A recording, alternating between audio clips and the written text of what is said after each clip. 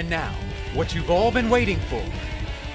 It's Coin Op TV Live, starring Robert Welkner and the lovely Hailey Bright. And now, give it up for your host, Robert Welkner!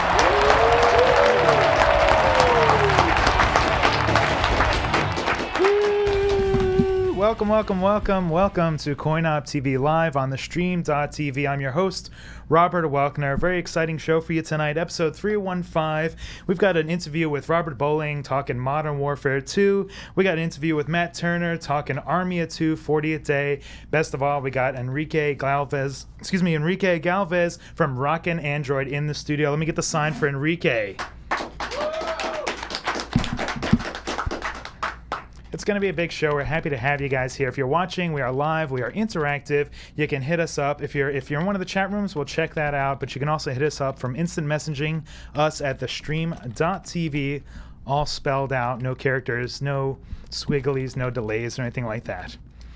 And without any delay, I would like to introduce my team that's helping me make the show fun and interesting and interactive to you tonight.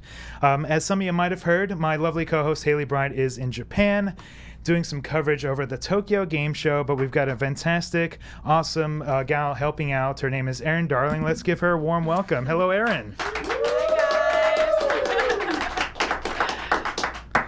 Erin, welcome to Coin Op TV Live. It is the most fun you may have in the next hour. What do you think so far? I think this is a lot of fun. I mean, this is better than Disneyland or Magic Mountain or anything in the world.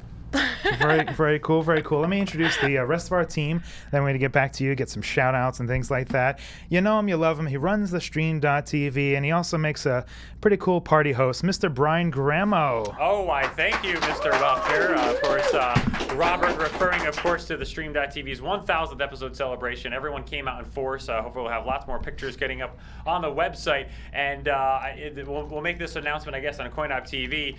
Hailey's not here because Hailey is just blowing up, going all over the place. Hailey and I will be on this two-filter discussion panel about live streaming television, and Hailey's going to be one of the panelists, and I'm going to be one of the panelists. So that's awesome. That's going to be October 18th, I believe. Is that correct, Rob?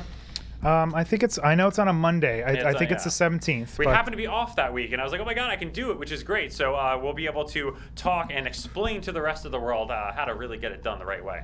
Yeah, it's the web TV panel. I think you go to tubefilter.com to check out some information, and we'll be tweeting about it and talking about it a little more as it comes around. We'll tease Hailey and find out what she's got on her itinerary for the panel discussion there. I can't wait, so it'll be cool. Legitimization of what we do. Clearly, I'm not on a panelist for grammar. All right, let me get back to you, Erin, and get some shout outs. We're live, we're interactive. Who's over in your world over there? Well, let's see. Right now, I'm talking to Fatboy24, Skyguns, Trust Me 1223, Her 209, Allura Star, a lot of people actually. GF Man 10. It's blown up over here. It's blown up over here. Cool. And I want to thank the Rad Nerds for sticking around in our show audience. Ian, Aubrey, Chris, Chase, and all the people coming down to watch the show live. Give yourself an applause there. We got the wide camera going. Yes. Erin, I got to say, tonight's applauses are not in unison. So usually it's rawing all at once and then it fades down slowly. So I don't know, the Evo Energy drinks haven't quite kicked in yet to the kids. Do we need more excitement? We do. You got something in mind? Not necessarily. Like a little song and dance or something? A little routine? A song or dance? Yeah. I don't know about that, but I'm pretty good at clapping. I mean, I could, enthusiasm here. Yeah, everyone. the clapping. See, thanks, guys. Thanks. Erin, without the sign, it's, it just doesn't work without the sign. You're like in a tree falling in the forest, by yourself there. So yeah, a little bit. All right, we got a big show. We got some photos. We got some interviews to show. We got an awesome guest. Like I said at the top of the show, the Tokyo Game Show is going on right now. Lots of news feeding in from Nintendo, Sony PlayStation, Microsoft, Xbox. I didn't really have a lot of time to sort of sort through things, but if you guys are watching in the chat room and you want to get my opinion or something like that on a game or announcement, just let me know as we go. Very exciting. When Hailey comes back into town, she'll have lots of photos, lots of stories, and things like that to share. Brian did mention the Stream.tv's 1000th episode party that went down last Saturday, and I wanted to bring some photos. A lot of you guys got to see some of the red carpet on the stream in the chat room. Aubrey was watching at home, and we invited him down, and he jumped in his car, and it was like, you know, there he was from the chat room to the party, and that was very cool. So, Brian, if we can look at some of the photos from the stream party. Here's me, Brian, Hailey, and our friend Shane. Now I want to do the cool jacket and just a T-shirt thing, but I wasn't allowed. The powers that be said I had to be more official looking because I was like, you know, the president and stuff. So I had to wear a shirt and tie. But so I'm jealous of your Pac-Man board T-shirt underneath the suit there. I must admit. That was my. I'm repping a Jinx shirt tonight. That was from my T-shirts have been from Jinx lately. Hailey got a bunch of shirts, and then they decided to send me some of the back to school line. So I'm representing the Jinx clothing apparel. What's next, Brian? Is it a photo of Hailey, I believe? There's Hailey and Rad Nerd's Bo Ryan having a little swill of something there and having a good time. and then I think I got one of me and Aubrey, who I mentioned, came down to hang out and party it up there and everything like that. So it was a good time overall. I guess we had over 200 people. Dance floor, Flitz was in there doing his break dancing. Erin, do you break dance at all? Are you a dancer? Do you get down? I'm afraid to answer that question. I can dance a little bit, I guess. What are you into? What's your tune of choice? My tune of choice? Well, you know, I like Lady Gaga a lot. She's, you know, we're talking about her in the chat room, debating if she's a girl or a guy. But I do like her. I mean, she has some style. What are the vote? If we voted, if Lady Gaga is a guy or girl, can we get in the chat room? Can we get an M for male, an F for female? Erin, can you give me a little tally at all? Lady Gaga, male or female? How about in the audience at home? Lady Gaga, a male. M. All right. Lady Gaga, female? Yeah. Hot one. I think male won in the chat room. I'm getting so many M's. Really? Someone said hermaphrodite. I mean, M's both, a few females. Brian, I think we're going to have to move the booking of Lady Gaga to maybe December. You know, apparently this isn't going to work out for next week. Sorry, guys. All right, I'll call her on my cell right now. Yeah, get on that. Get on that. All right, guys, speaking of parties and events, we had Steve Hertz on the show not too long ago pimping out the SC3 party. Well, what do you know? The SC3 party is back again this Saturday in Claremont, California. If you want to know some more about the party, the location, what to do, what's going on, hit me up on Facebook or MySpace. Facebook.com/ Pennyman. Yes, that's what it is.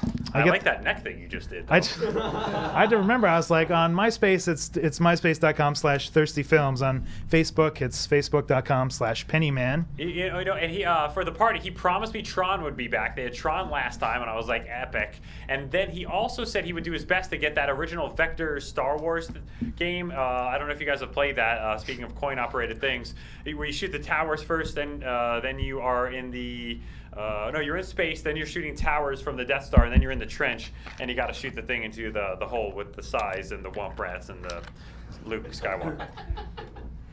Brian, I thought I was the guy who couldn't get a sentence out around here. What's going on? You knew what I meant completely. You fully comprehended what I was explaining. I followed you. Once you said vector graphics, boom, I was on your level, you know. But cool. So yeah, if you want to know about that, and also follow me on Twitter, it's twitter.com/Pennyman. Erin, would you like to give you a Twitter and see how many followers we can get you during the show? Yeah, please. If you guys want to follow me on Twitter, it's twitter.com/Erin A. Darling. Spelled exactly how it sounds. Pretty easy. So you guys follow me. What kind of things do you tweet about? I tweet about a lot of tech stuff, social media, new media, anything that's new and interesting. I watched a History Channel episode, and I was talking about that, about like 10 ways the world might end. It's kind of scary. Is it like a tweeting about that top 10 wish list of how you'd like the world to end, or just in general? It was talking about you know, possible ways that the universe could just collapse, and you know, the sun hitting Earth and Mars derailing off its ellipsis. I don't know. It was kind of crazy, and I really hope none of these actually happen during my lifetime. I'm in such a good mood now. I know. Sorry. Erin, why don't you just go ahead and ring the bell or something? We need to change gears. All right. Is that helping? Yeah, very good, very good. All right, we got a video clip. Hailey and I went to the big Call of Duty Modern Warfare 2 press event. VIP, you know, kicking it, getting to check out the multiplayer, meeting a lot of our media buddies and things like that. And we tied down our friend of the show, Mr. Robert Bowling, with Infinity Ward for a little one-on-one chat. And I'd like to bring the results of that interview to you right now. So, Brian, if we could check out the Infinity Ward's Modern Warfare 2 clip.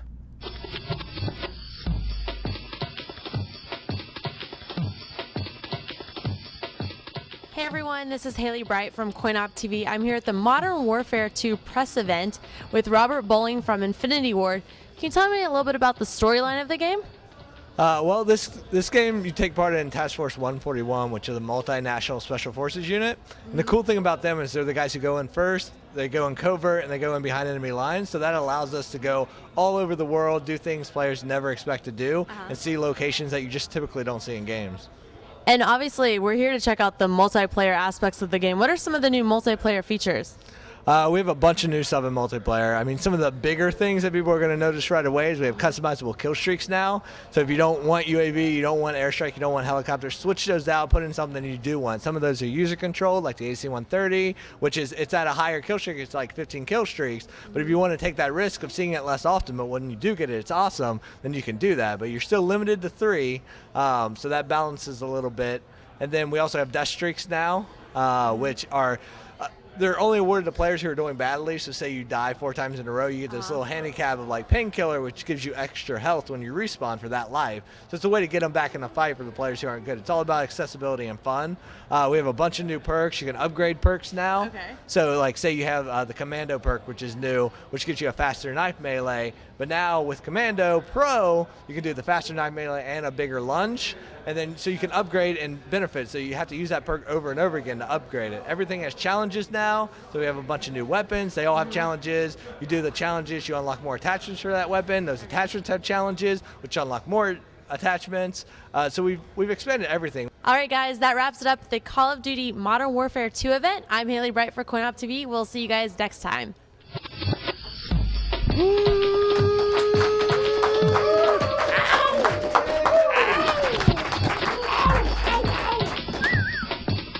Erin, he talks so fast, it was hard to like cut him off there. It's like death streaks, death kills, death and this. So it was a good segue. We were talking about the end of the world, and there's Robert Bowling talking about all his death and destruction. What do you think, Modern Warfare 2? Are you a shooter fan? Do you want to blow people up in multiplayer and single player? You know what? I'm not too big on the shooting people. I like the sports, as I was telling you in the chat room earlier. So I really like FIFA games and Wii Sports, and I really like Madden. And so basically anything that involves running and throwing a ball, I'm there. Shooting people, not so much. Not so much. Cool. Well, we had the video going where the people in the chat room, I know Modern Warfare 2 is pretty much when they announced the game's release date, a big title sort of pushed till like January and February next year. So it's been this whole like expectations of this game just to really take over the Christmas holiday season. Any thoughts or opinion from the IMers, the chat room at all? Yeah, Kenji X Samurai says EA and Nintendo teaming up to make Wii Street Sports. Have you heard anything about that? That's kind of news to me. I don't know, that might have been an announcement today or something with something going on. It'd be a strange combination, EA and Nintendo. Yeah. What else you got for me? They're talking, well, Tech Gaming says Toy Night Vision looks like a total waste of money. Oh, there's a Prestige edition where you get like the night vision goggles of the game. So I think that's what he's sort of referring to. Although the Rad Nerd guys I know want to get their hands on the night vision goggles. Heck yeah was the response from that comment. And anything else before we move on? Yeah, the Apple Monkey just said, I hear EA might get purchased by Microsoft. Yeah, there's kind of a rumor going around, that there's some talks. I think on Kotaku they had said that is not true.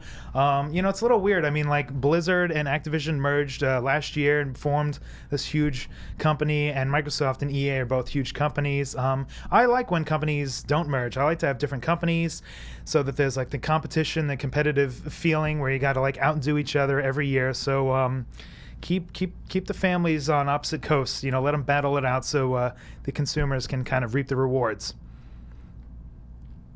All right. You okay with that, Erin? I'm okay with that. It's cool with me. You know, sometimes on the show, Hailey doesn't seem like she's paying attention to me at all, so I gotta, you know, check in with you. Okay, I'll try my best. All right, let me talk a little bit about some new games that did come out. Speaking of the Wii, I got some games in this week. Spyborgs is a game I haven't really talked about too much on the show, but just came out from Capcom on the Wii. It's when Hailey and I were up at Seattle for PAX, we interviewed one of the guys from the Spyborgs team on the show that we did remotely there on UFrag, and it's cool. It's like a two-person shooter, button masher thing where you kind of go through levels. Very cute, very cartoony. Haven't really had a lot of time to play it since it came out, but what I've seen so far is really cool. And then another Wii game that came out this month, Miramasa, which is a game I've been talking about a lot. Shane Bettenhousing from Ignition was on the show, and we sort of touched base on it a little bit. If you guys have a Wii, you know, I haven't really promoted the Wii much, but now they're saying the price is going to drop to $200. So Spyborgs, Miramasa, two very cool titles to get for your Nintendo Wii. I'm very excited. I just got a PS3 Slim this week. Are you a PS3 Slim fan, Erin? No. That's all I have to say about that. Oh, big time. All right, the other thing I want to touch... Are you a PS3 Slim enemy? Yeah. Yes. No, I wouldn't know if I describe myself as an enemy of anything. No. I just don't know what it is. Rob, apparently you haven't added Original Justin on your PSN network yet as a friend. I have. All right, so my PSN. What's up with that, Rob? My PSN screen name is Rob_COTV, and on Xbox Live it's Rob_COTV. Do you realize he's been our most long-term fan and moderator? Dude, I just got the thing. Like, it's been hooked up for like half a week. Don't dude me, Welkner. I'm trying to address a problem. What are you writing down? All right. So also, I just want to remind everybody we've got a gag going on CoinOp TV. Intellivision had a mug on my desk for years and years, and then our friends over at Chase the Chuck Wagon sent me a mug, a little shinier, a little lighter in color. And the challenge is going out to send me their own mug if you have a company to put on my desk. If it's bigger, I'll swap out the Chase the Chuck Wagon one. So that's the challenge with that. Are you a coffee drinker, Erin, at all? Is the mug do anything for you? I love the mug. This is what. Wait, back to me. This is what I do when I need to catch my breath. Pretend like you're drinking. I see, Brian. She talked over my bit there. I don't, you know. No, I'm teasing. I'm teasing. Tell me, are you a coffee drinker? Me? Oh, yes. Yeah. I love coffee and tea and Crystal Light and water and juice. I like it all. Beverages in general? Yes. I don't discriminate with the beverages. Very cool, very cool. All right, I got another video clip to show. I did an interview with Matt Turner, producer for Army of Two: The 40th Day, which is the sequel to Army of Two from EA. And I got to get some hands-on with this game. The first Army of Two came out. I was really jazzed because I like the co-op games and I like the pop and duck and cover type of games. And unfortunately, the first one didn't really blow me away too much, but I got to play the sequel about a few weeks ago when I did this interview, and I'm happy to say it's come a long way. The co-op aspect and feel of the game very improved. So Brian, let's check out the interview that we did with Matt Turner.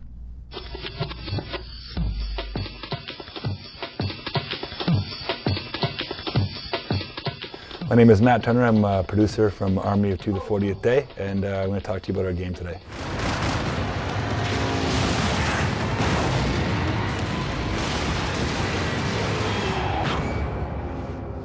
So in Army of Two: The 40th Day, we really worked hard on this idea of symmetry between the enemies and the players. So any ability that the player has, the enemies have as well. So for example, they can grab riot shields and use that as a tactic. They can step jump. They have all kinds of different tactics they can do. They can get downed and healed and back into the fight just like you can. So it's the idea that they are kind of living, breathing characters in the world, and they have the same tool set as you. So they have a kind of dynamic feeling, right, where they're in the world, and they're looking around for what they have as opportunities to use stuff, and they'll use it. So they're always aware, and they're always moving, and they're always kind of using the world to their advantage if they can. Well, the weapons customization in Army of Two: The 40th Day is a big improvement on the first one. The first one, people liked it a lot, the feature, being able to go in there and kind of make the gun that you want to make and have fun kind of upgrading and tweaking your weapons.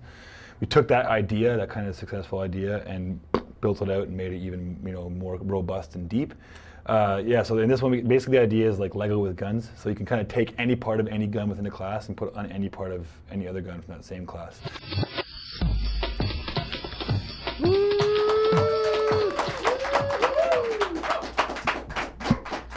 So very exciting. That was Matt Turner. Army of Two 40th Day comes out in January 2010. So it won't be a stocking stuffer, Erin, but looks like a very fun, exciting game. It's a violent night tonight. I apologize. A lot of shooters, a lot of killings. Don't be scared. I'll try my best. How are things going? Any concerns from the chatters or the IMers at all there? You know, it seems like there's a lot of adjectives being thrown out there and verbs and, you know. Give me like two or three screen names that are the most heckling at the moment. Oh, the most heckling? Wow. And I know the DCD probably applies to that. I'm not sure exactly who's heckling at the moment, but let's see. We have some people talking about Hello Kitty Dreamcast Edition. Oh, wow. That's on my Christmas list. Which sounds kind of cool, actually. Yeah, give me a second and I'll go check through and see. All right, very cool, very cool. We're going to bring out Enrique from Rockin Android in just a second. Also, you know, so let's see. I didn't get to say, but the Modern Warfare 2 will be November 2009 is sort of the release for multi. Both these games we're talking about are multi-platform games. I'm sorry I don't have the Hello Kitty street date for you guys at home talking about that. Oh, man. Yeah. All right, so let me set up our guests. Very exciting. We got amazing talent gene pool in Los Angeles. It's one of the luxuries of living in this town. We got Enrique Galvez, the CEO from Rockin Android. Let me tell you a little bit about their company. Rockin Android is an indie import gaming company out of Los Angeles. He's here to talk about some of their hot titles, including SUGURI, Perfect Edition. I want to show the trailer of that, and then we're going to bring Enrique out. So Brian, let's check out the video.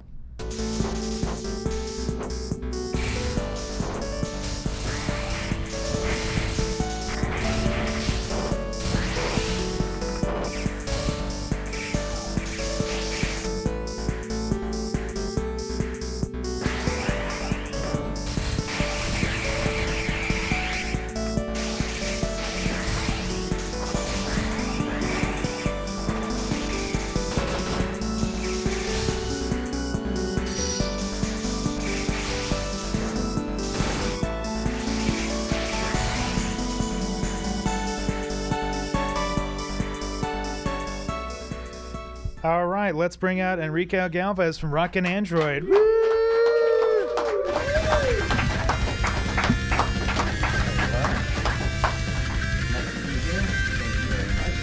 All right, welcome to the show. Woo-hoo. Put the applause sign down there. We won't need that anymore. Fake applause. Because it's going to be happening for real now. All right.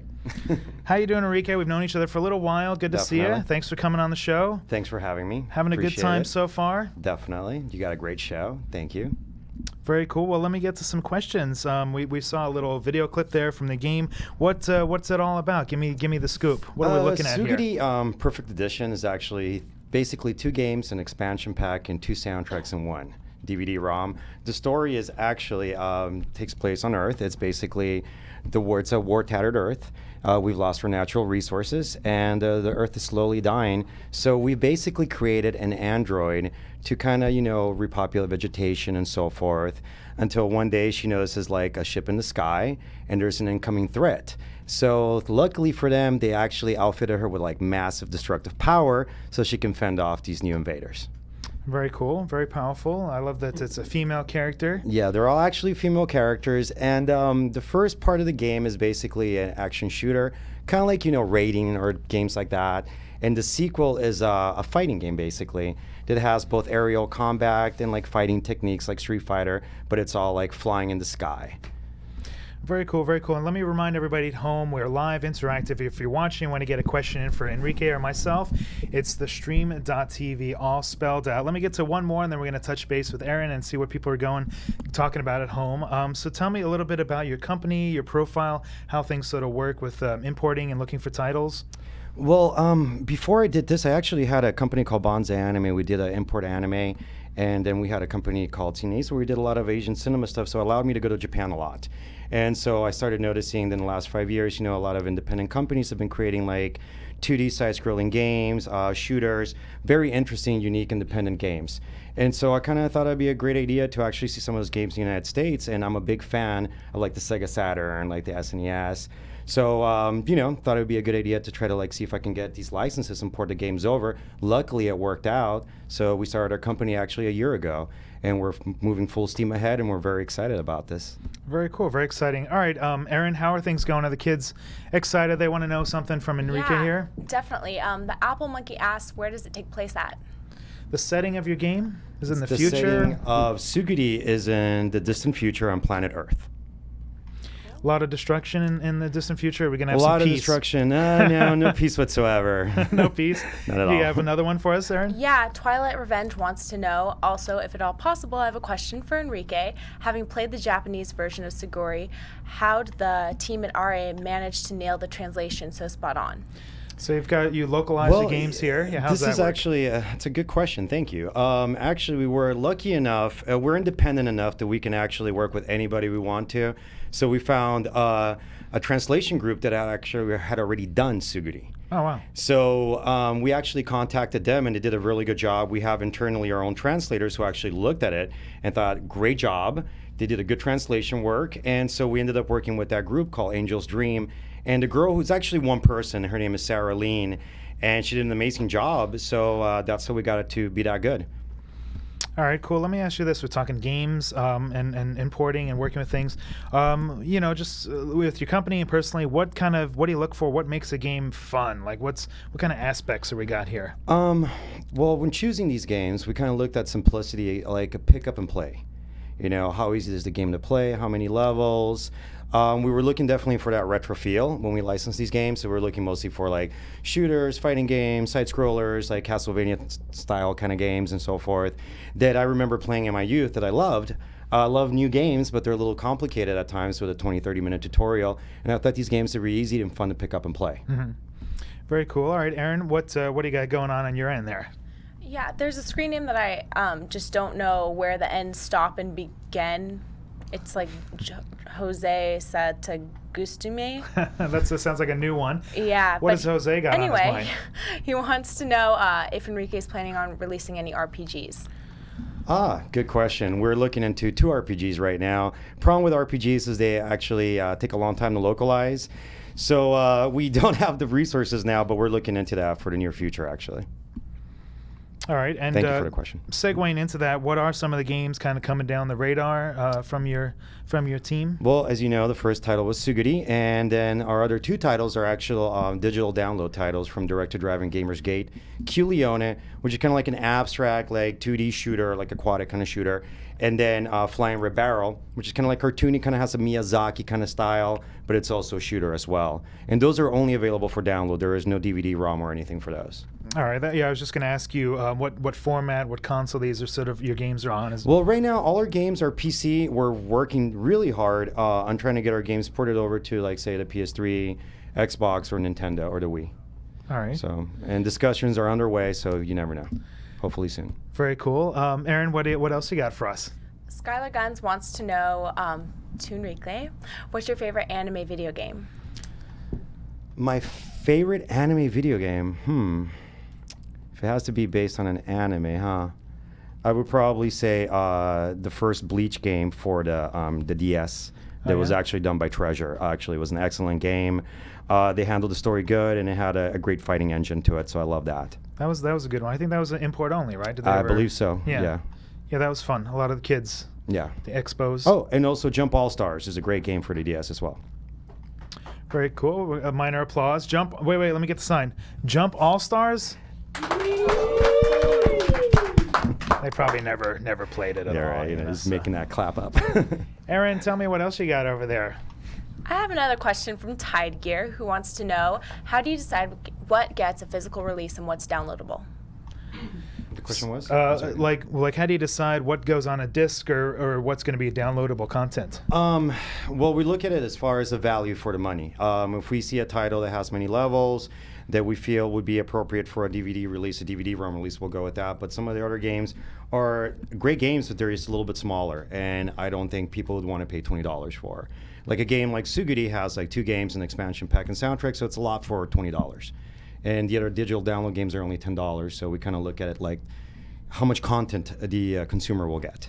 All right, very cool. Now, Erin and guys, I want to switch gears a little bit because we've met at a lot of these expos, especially Anime Expo, one of my favorites that come around during the summertime. Right. And I brought a photo. I think, Brian, if we have a photo from Comic-Con of a young gal playing one of your games here. So what happens? People are coming up, checking out your games. What's the reaction? What are people saying? People seem to love our games. They haven't seen quite anything like it before, so it was really exciting to see. People just line up, come up and play the games. They recognized the gameplay a little bit from the older days. But a lot of like that little girl that was playing the game. She has found it fascinating, the colors, and she was actually playing it for about an hour. Very cool. Yeah, looked like she was heavily engaged. Oh, she definitely was, and her dad was also into the game as well. Oh, really? I thought like maybe the dad went off shopping. Like it's like babysitting, right? Just leave the for kid. The first half hour, when he came back, got pulled in, and we gave him actually a free copy because they were really nice people. So. Oh, very cool, very cool. And also, you had your launch party not too long ago in L.A., downtown Tokyo. Yeah. Tell me about that. DJs, people going nuts. Second Street Jazz Bar is this cute little bar in Little Tokyo, and these guys, Greg and his brother, actually run this club called Tune in Tokyo, which is a really fun club. It's basically based around J-pop culture, Japanese music and so forth. So we had a little party there because it just fit really well, and it was a lot of fun. And we're going to have one again, actually, for Gundamonium release in November in Barcade, which will be in Koreatown, and we'll be sending invites for that. Oh, very cool. Yeah, Barcade. I've been there over on with the arcade. It's a bar. Aaron, it's a bar with arcade games, thus called Barcade. So November, that's when we're going to go check this out. Is that Definitely the deal? November, yeah. All right, I'm very excited, very excited. What else? We got a couple more questions before we wrap things up. Yeah, I have a question from Cupcheck85. He says, with a lot of games having a lot of Japanese influence for the artwork, where did the influence come from for the look and feel of this game?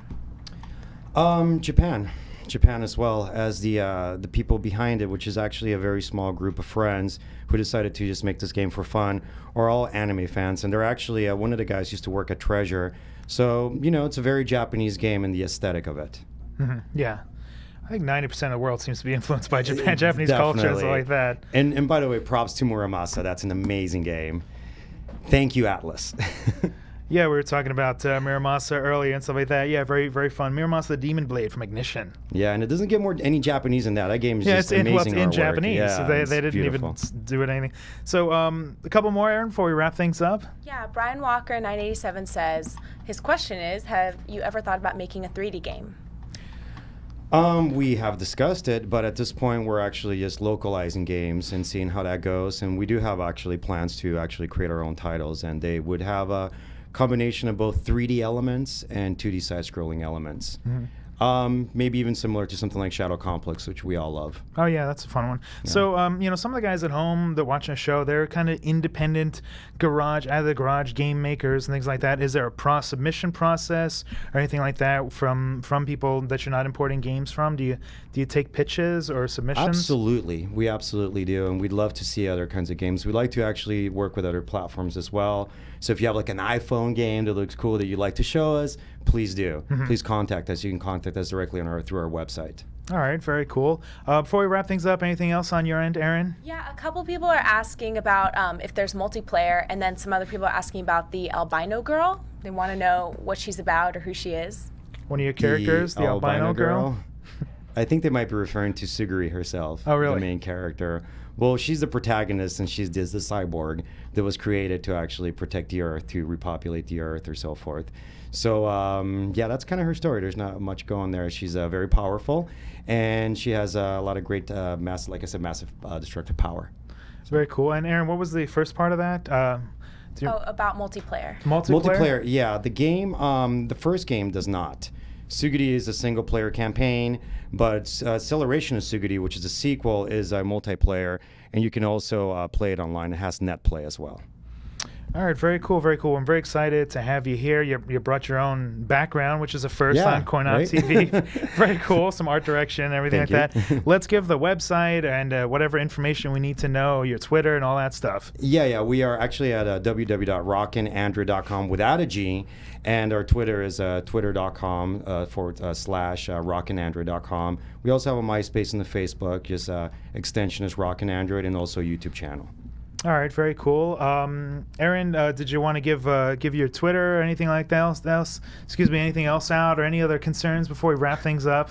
Yeah, definitely. You can follow me at Erin Darling on Twitter, or check out my website, thepopfix.com. And yeah, it was really great filling in for Hailey. Thanks for being so awesome in the chat room. I really enjoyed it. Very cool. All right, Brian Gramo, who runs the Stream.tv, shout outs to him. Shout outs to all the guys and gals. We have any gals in the audience? Oh, we do. I'm sorry. Gatier's over there in the audience. Guys and gals who came to the show. Guys, next week on the show, I'm still working on booking the guests, but we'll be here next Thursday when we're... What was that? When we're not here, we miss you. When we're here, we love you. It's CoinOp TV Live on the Stream.tv. Let me get my sign. We'll see you guys next week.